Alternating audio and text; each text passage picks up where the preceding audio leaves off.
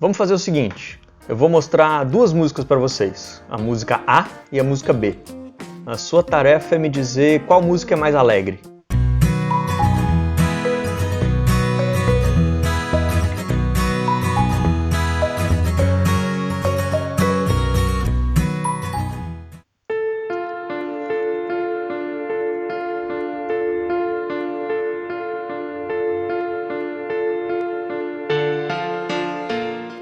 Beleza, a gente ouviu a música A e a música B, e eu acho que a tarefa aqui é bem simples, né?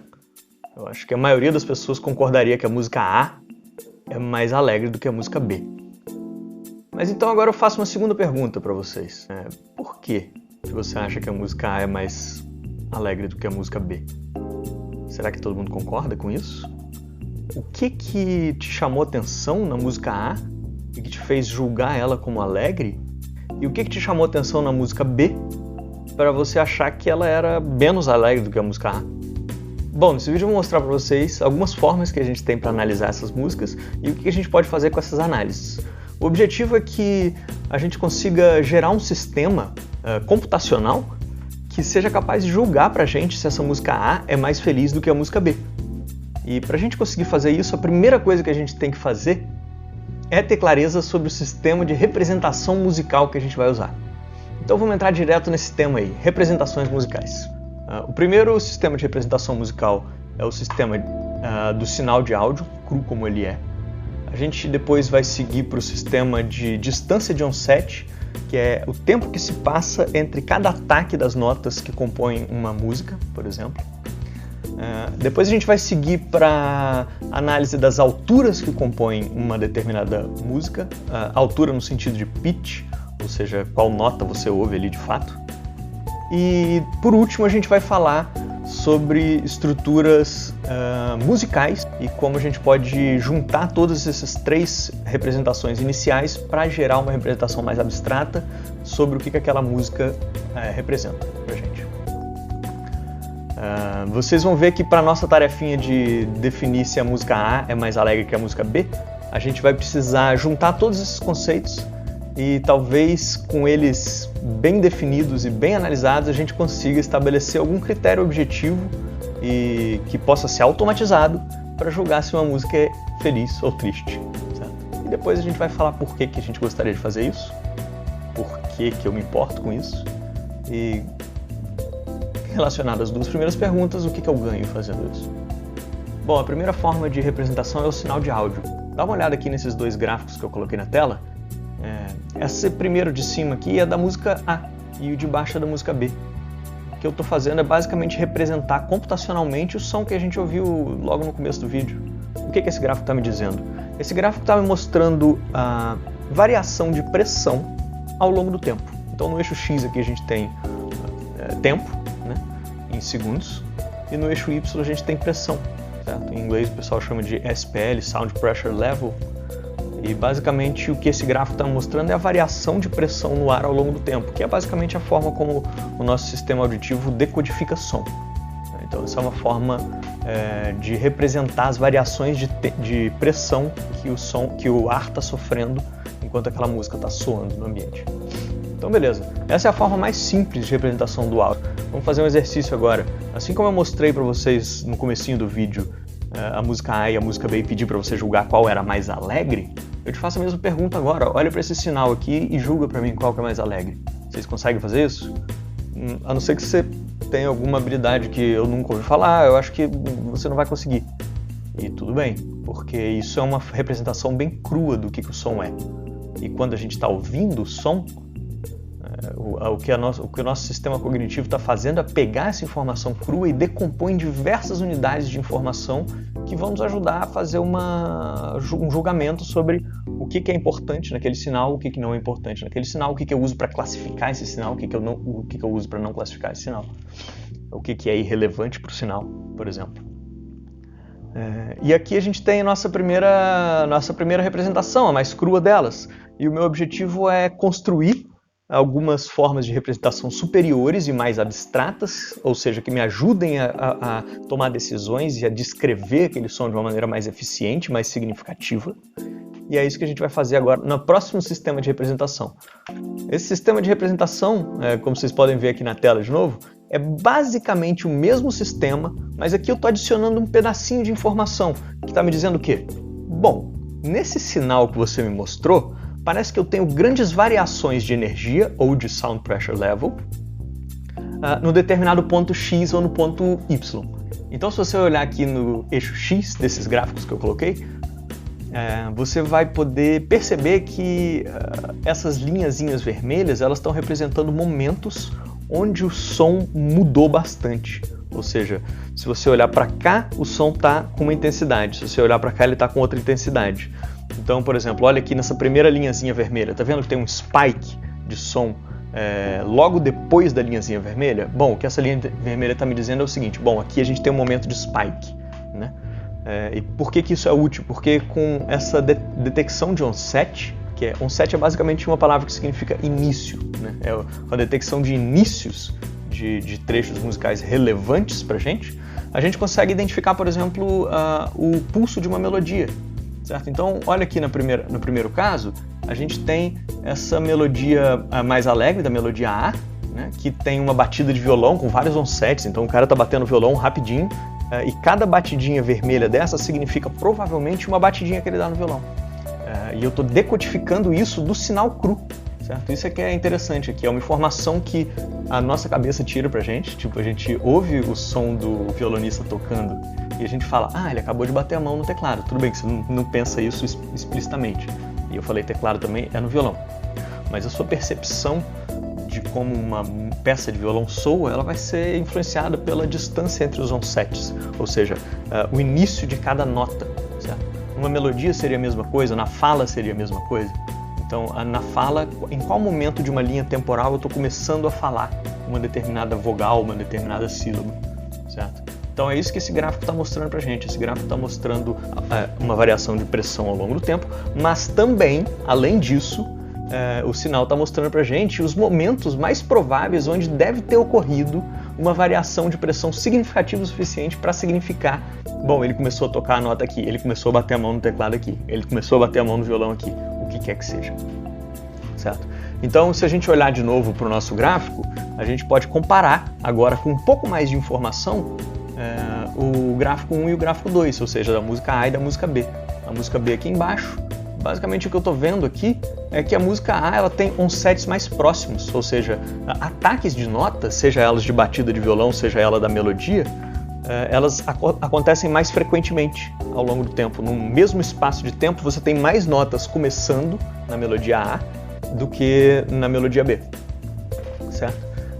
E aí vocês podem ver isso aqui. Então, visualmente, a gente já começa a ter uma pistazinha, fala, tudo bem, talvez eu não consiga te dizer ainda qual melodia ou qual música é mais alegre, só com essas linhazinhas que você traçou para mim nesse gráfico, mas talvez eu já te consiga dizer o seguinte, essa melodia de cima ela parece ser um pouco mais ativa, certo?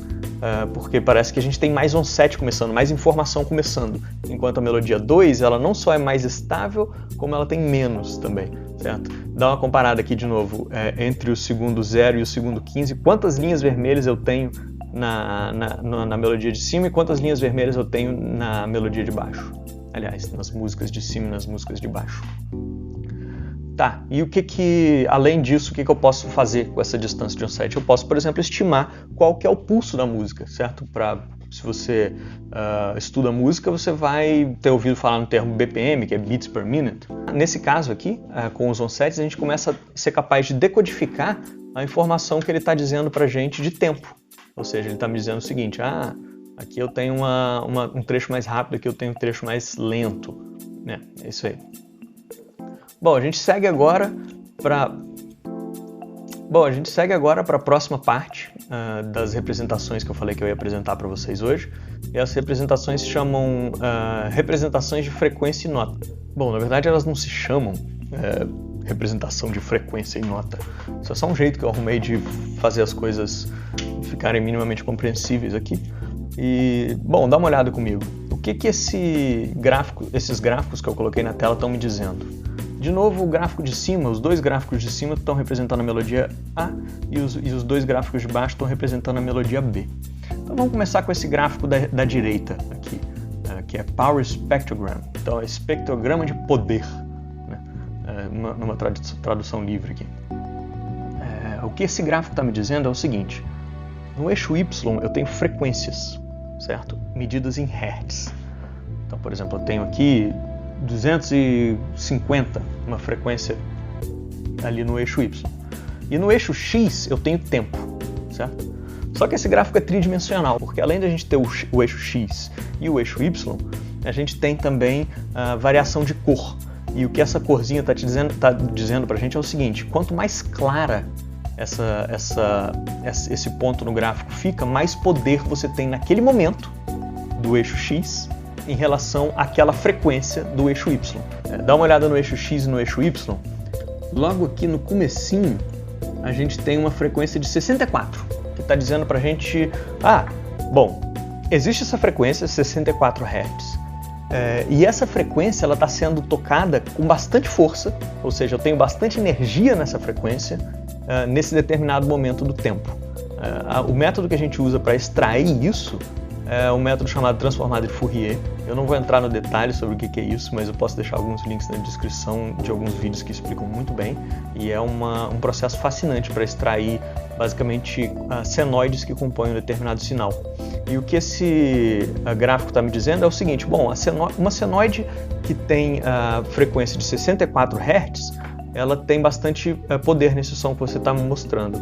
A mesma coisa para essa senoide de 128 Hz. Certo? Enquanto para uma senoide de 4096 não tem nada lá em cima do gráfico, certo? E o que eu posso tirar dessa informação, de fato, essa informação de frequência? Bom, olha para o gráfico na esquerda agora, que é o cromagrama. Basicamente, o que eu pego do cromagrama é o seguinte: eu pego aquela frequência e encontro a nota o melhor correspondente para aquela frequência. Então, por exemplo, aqui, o melhor correspondente para a frequência 64 no nosso sistema é a nota Dó, certo? Como vocês podem ver aqui. Então, basicamente, o que esse gráfico, o cromagrama, está dizendo, as notas mais claras que tem naquele trecho musical. Então, eu peguei aquele sinal, olha lá de novo no começo, aquele sinal bem cru, que é basicamente a variação de pressão ao longo do tempo. Eu extraí informação de onset, ou seja, agora eu sei onde cada nota começa. Depois disso, eu peguei e extraí informação de frequência, ou seja, quais frequências compõem aquela nota. E agora eu estou te dizendo que a partir disso a gente consegue extrair informação de notas musicais, ou seja, a quais notas musicais essas frequências correspondem, certo? E isso é importante porque não é a mesma coisa, frequência e nota? Bom, não exatamente, porque uma mesma nota pode ter diversas frequências diferentes e ela pode ser composta por diversas frequências diferentes. Então, basicamente, um som complexo ele é formado por diversas senoides que têm diversas frequências. E aí, a qual nota ou pitch essa onda complexa corresponde perceptualmente para seres humanos, isso é uma outra questão. E aí a gente tem que usar vários outros métodos para determinar qual nota que a gente está ouvindo dentro daquele trechinho. De novo, é um assunto fascinante, o assunto de pitch finding, que eles falam em inglês, que seria, determinação de altura de nota, alguma coisa assim. E basicamente o que a gente está tentando extrair quando a gente analisa esse tipo de coisa dadas essas frequências aqui distribuídas com esses poderes aqui, ou seja, com essas variações de corzinha no meu gráfico, qual nota o indivíduo que ouve esse sinal vai provavelmente ouvir, certo? Isso é um campo de pesquisa bem fascinante também, bem interessante. O fato é, usando os métodos que a gente tem hoje para converter o sinal, a gente consegue extrair onset, a gente consegue extrair frequência e por fim a gente consegue extrair notas.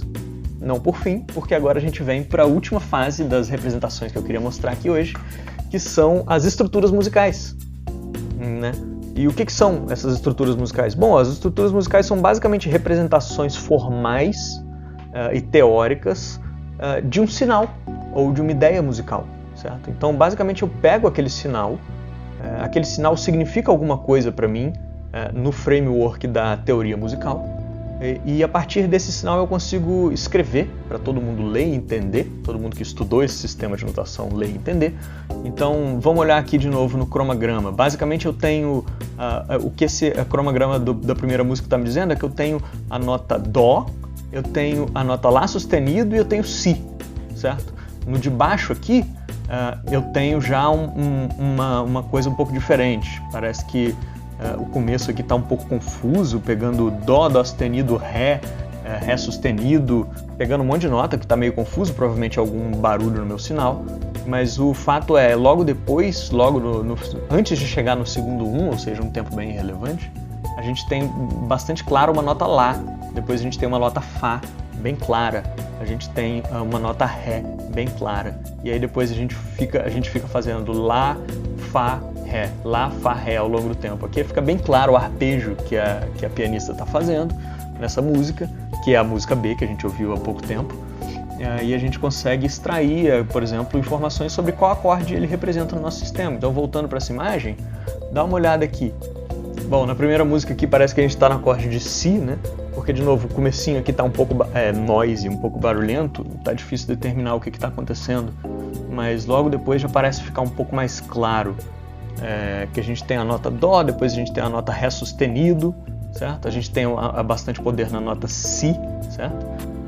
Beleza, então aqui a gente tem essa informação de notas, e isso a gente pode usar para tentar encontrar que tipo de acorde é formado. Então na segunda música, na música B, é bem claro que a gente está em Ré menor, é um arpejo que está sendo mostrado pelo nosso cromagrama. Enquanto na música A, a gente tem também um Si, depois um Mi, aí depois a gente fica fazendo Si de novo, e depois a gente pega o Fá sustenido para terminar. Vamos olhar no cromagrama se a gente encontra esse Fá sustenido. Aqui, o Fá sustenido aqui no segundo 7.5, né? Já aparece com bastante força aqui, Fá sustenido, com uma nota Dó sustenido também, né? O que significaria o quinto grau desse trecho, né? Se você conhece a teoria musical. Beleza, outra informação bem relevante que a gente tem nesse trecho são os BPMs. Então, basicamente, a partir dos meus onsets, ou seja, com qual frequência eu tenho mudanças de notas ou inícios de notas dentro do meu sinal, eu consigo determinar um BPM aproximado que aquele trecho teria. E aí, beleza, com todos esses sistemas de representação que eu mostrei, a gente consegue juntar todos eles, interpretar o que eles significam e talvez começar a fazer algum julgamento da emoção que aquele trecho provavelmente vai passar para o ouvinte. Então pensa comigo, a gente tem o sinal, a gente tem a distância de onset, a gente tem as alturas e a gente tem as estruturas musicais. Com todas essas informações, eu já poderia começar a estabelecer um critério. Por exemplo, dá uma olhada no onset. Bom, a música A parece que é muito mais animada do que a música B, porque ela tem mais notas começando no mesmo período de tempo, certo? Então eu poderia dizer que ela é mais animada, e isso seria um critério que eu estabeleceria para dizer que essa música é feliz, certo? Então, nesse um critério, a música A está ganhando da música B, porque a música B tem menos notas se iniciando, certo? Vamos estabelecer um segundo critério, agora com base no nosso cromagrama. Basicamente, eu tenho na música A, parece que eu tenho uma distribuição de poder e de senoides com energia naquelas senoides um pouco maior do que na segunda, né? Parece que a segunda é bem fraquinha aqui, tanto o range dela, que é menor, né? Ou seja, os limites inferiores e superiores de frequência, quanto também a quantidade geral de força que eu tenho. Eu poderia usar uma medida para estabelecer isso de maneira bem objetiva. Por exemplo, eu poderia ver o RMS do sinal, que seria o Root Mean Square, certo? Isso me daria já uma noção da amplitude que aquela onda assume ao longo do tempo, certo? E uma onda, quanto mais ampla, ela seria mais energética, certo? A quantidade de medidas e de análises que eu posso fazer aqui é quase infinita, mas a ideia seria que, olha, bom, parece que nesse quadro aqui, parece bem claro que tem mais energia na música A do que na música B. Então, no meu critério energia, de novo, parece que a música A é um pouco mais energética do que a música B. Beleza. E aí, por fim, a gente consegue chegar no nível mais alto da nossa abstração dessa representação das músicas A e B, e a gente consegue estabelecer, por exemplo, que a música A está numa tonalidade maior e a música B está numa tonalidade menor. Puxa, isso já faz todo sentido se você tem treinamento musical. Se você não tem, também faz sentido. Você só não vai saber dar um nome, mas você vai perceber a diferença entre uma música maior e uma música menor. Talvez, como vocês já saibam, as tonalidades maiores tendem a ser percebidas como mais alegres ou mais felizes do que as tonalidades menores. A maioria das músicas que você acha triste, provavelmente estão em tonalidade menor. Não é uma verdade absoluta. Tem muita música que parece triste e não está em tonalidade menor. Mas o fato é, a tendência é que a gente use músicas menores para expressar um mood de tristeza. Certo? E o fato de eu conseguir sair de um sinal cru, mostrar ele para o computador, rodar alguns algoritmos de análise e extrair a informação de que eu estou numa tonalidade maior ou menor é extremamente informativo. E com essa informação eu já conseguiria dizer, bom, o meu sinal A ganhou em termos de onset, ganhou em termos de energia, ele ganhou em termos de range de frequências e ele ganhou em termos de tonalidade maior e menor. E aí, por fim, a gente consegue chegar aqui na nossa primeira pergunta do vídeo, que é: como você determina se essa música é alegre ou triste? Bom, na verdade eu não respondo como você determina. Agora eu estou te dando um jeito possível de determinar sistematicamente e de maneira reprodutível uma análise concreta de alegria percebida num determinado trecho musical. No momento nenhum eu estou dizendo que esse método é absoluto, nem que isso é um método, eu estou fazendo de fato um apanhado geral como introdução ao que seria esse mundo da computação musical e apresentando para vocês essa ideia de que som contém informação, que a gente pode extrair essa informação e que essa informação pode nos dizer o que está acontecendo dentro de um determinado espaço acústico, dentro de um determinado evento. Né? Beleza, chegamos na segunda parte da palestra, onde eu vou começar a dar um pouco de significado para isso que a gente estava vendo até agora. Eu ensinei para vocês como pegar um sinal e extrair informação dele. Aliás, eu não ensinei como faz isso, eu mostrei que isso é possível. E agora eu vou mostrar por que a gente se importa com isso, por que seria interessante. Uma das características mais marcantes da nossa geração de pesquisadores e pesquisadoras é que a gente tem acesso a muita informação online. Isso gera dado. E basicamente, com o poder de dado, eu consigo responder perguntas com um poder de generalização muito maior do que se eu, por exemplo, analisasse uma música. É a diferença entre eu analisar uma música, ou analisar 10 músicas, ou analisar 100 músicas que seja, e analisar 1 milhão de músicas, que é o que a gente consegue fazer hoje em dia. Então eu fiz alguns exemplos de análise que a gente pode fazer, isso são algumas brincadeiras que eu mesmo fiz, eu rodei com alguns códigos de Python que vão estar disponíveis aqui na descrição do vídeo. Muitas dessas análises e visualizações eu rodei no R e no Python ao mesmo tempo. E o que eu fiz? Bom, eu fiz uma pergunta para mim mesmo. Eu falei, bom, a gente consegue extrair informação de cromagrama de uma música, né? Ou seja, eu consigo dizer com um determinado nível de precisão quais notas compõem um trecho musical. Se eu consigo dizer quais notas compõem um trecho musical, é possível eu consiga dizer também qual é a tonalidade que aquela música pertence, né? Beleza.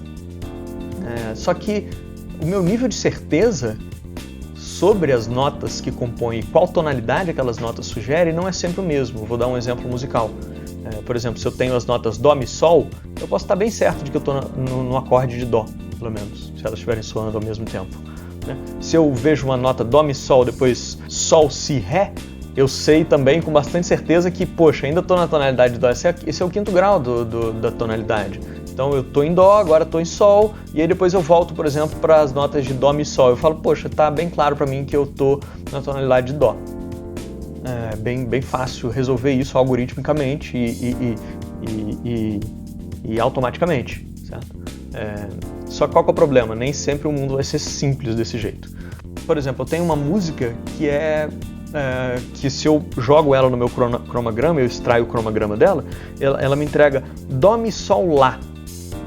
Aí eu falo, puxa, será que isso é um Lá menor ou é um Dó? Aí eu teria que ver qual nota está no baixo. Mas talvez não seja suficiente para saber, porque pode ser um Lá menor com baixo em Dó, por exemplo. E aí eu começo a perder um pouco da certeza que eu tenho sobre a tonalidade daquela música. Né? E eu posso quantificar essa certeza que eu tenho. Eu posso dizer, por exemplo, que eu estou numa escala de 0 a 1, quão certo eu estou de que aquelas notas pertencem a uma determinada tonalidade. E com essa quantificação eu consigo dizer, por exemplo, quão clara uma tonalidade é para um ouvinte. certo? Talvez se você ouça as 3 notas Dó, Mi, Sol juntas sozinhas, para você fique muito mais fácil dizer que aquilo é um Dó, do que se você ouvisse Dó, Mi, Sol, Lá, por exemplo, que você já vai dar uma ambiguidade para aquele som e o seu nível de certeza vai cair, mas isso perceptualmente, certo? Eu poderia fazer um index de match entre um determinado cromagrama e uma determinada tonalidade. Então, por exemplo, se eu acho que eu estou em Dó, eu vejo quantas notas são comuns entre Dó e a tonalidade que eu estou. E nesse caso, o meu index seria basicamente a contagem das notas que pertencem tanto ao cromagrama quanto à tonalidade. Né? E aí eu já teria uma ideia bem legal da minha certeza tonal daquele trecho. Né? Então, se aparecesse, por exemplo, Dó, Mi, Sol, eu estou bem certo. Eu tenho 3 notas que pertencem, né, à tonalidade de Dó maior. Agora aparece, por exemplo, Dó, Mi, Sol, Lá sustenido. Aí eu já perco uma nota, certo? Então agora eu poderia ter 4, mas eu não tenho. Então você poderia pegar o número de notas e dividir pelo número de notas que você está analisando, por exemplo, fazer a média. Né? No primeiro caso, que eu tenho Dó, Mi, Sol, eu teria 100%. Né, de certeza que eu estou na tonalidade Dó, nesse index que eu estou propondo agora. E se isso eu pensei agora, de fato, fazendo vídeo assim, com vocês. Então, tipo, o meu objetivo é analisar a certeza tonal de alguma coisa. Eu estou criando um método para fazer isso. E eu estou deixando esse método bem claro e reprodutivo. Se você não concorda com ele, você vai lá e muda. E isso é muito legal. E eu mesmo não concordo com esse método. Como eu falei, é só um exemplo. Mas beleza, vamos seguir. E aí, o que eu consigo fazer com esse meu index de certeza tonal? Bom, com esse meu index de certeza tonal, eu consigo avaliar a clareza tonal de compositores ao longo da história da música.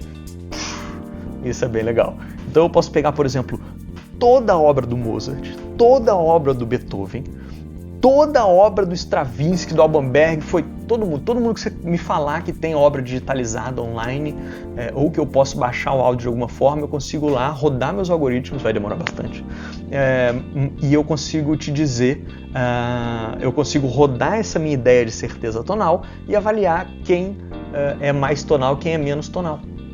Nesse meu critério que eu estou estabelecendo, estabeleça o seu. O que importa é a ideia. O que importa é a ideia que você tem um sinal, você consegue extrair informação do sinal, você consegue estabelecer critérios claros e bem definidos de análise, você consegue aplicar esse critério de análise e você consegue extrair informações como esse gráfico maravilhoso que eu estou mostrando aqui. Então, basicamente, aqui eu tenho uma escala de Key Confidence, que é essa escalinha que eu dei o exemplo agora, que é o quão certo eu tô que esse cara tá nessa tonalidade. Então eu peguei basicamente a média de toda a obra do Palestrina, toda a média de toda a obra do Mozart e assim por diante. E eu fiz um ranking de mais tonal para o menos tonal. Então, não surpreendentemente, a gente tem Palestrina e Mozart aqui. Talvez um pouco surpreendentemente, porque Mozart seria mais tonal no sentido da teoria musical do que Palestrina, mas aqui não está bem aparecendo isso. Parece que pelo critério que eu uso de determinação de tonalidade, parece que Palestrina é mais tonal do que Mozart. E aí tá aí uma coisa legal já. Se você é musicólogo, você estuda desenvolvimento de tonalidades, você já poderia começar a se perguntar, se eu estabelecer esse critério de análise aqui, a ideia de que Mozart é tonal e Palestrina é pré-tonal, ela pode cair por terra. Não estou falando que é o caso, porque é uma análise bem ingênua que eu fiz aqui como ilustração, mas serve como exemplo legal de como perguntas podem surgir nesse campo e como você pode responder perguntas. Beleza, a gente segue para Beethoven ali, basicamente o mesmo nível de Mozart. A gente pode olhar para Bach, também vindo logo depois. E aí o mais interessante ali é que você já pega Stravinsky, né, já pós-tonalismo, e depois dele Alban Berg, que de fato você fala assim, ih, rapaz, eu não tenho nem ideia do que esse cara tá fazendo aí. Isso aí, meu certeza tá quase nada mesmo, assim, que eu não tô entendendo essas notas que ele tá fazendo, porque de fato, se você for analisar a obra de Alban Berg procurando tonalidade, o seu nível de acurácia vai ser muito baixo. Né? Não tem tonalidade, ele fez força para não ter tonalidade. Cadê a tonalidade? Não tem. Né? Beleza, vamos seguir para a próxima análise. Aqui eu peguei e analisei a energia de um monte de músico capixaba. Então dá uma olhada aqui, esses são alguns dos músicos capixabas que eu admiro, que eu gosto de ouvir. O que eu fiz aqui foi pegar a obra deles no Spotify, que está disponibilizado no Spotify e analisar o nível de energia que eles colocam na música dele. Ou seja, eu pego e faço a somatória da amplitude da onda ao longo do tempo. Eu pego aquele sinal mais básico e calculo a amplitude. E isso vai me dar uma medida de energia das músicas, certo? E aí, como vocês podem ver, essa medida faz sentido. A gente tem alguns artistas aqui, por exemplo, que são claramente mais energéticos do que outros, né? Parece que essa análise ela é coerente em algum sentido. Inclusive, quando eu coloco esse cara aqui como controle, que é o Sepultura, eu vejo que, puxa, eu não botei nenhuma banda de heavy metal aqui. Desculpa, banda de heavy metal capixaba.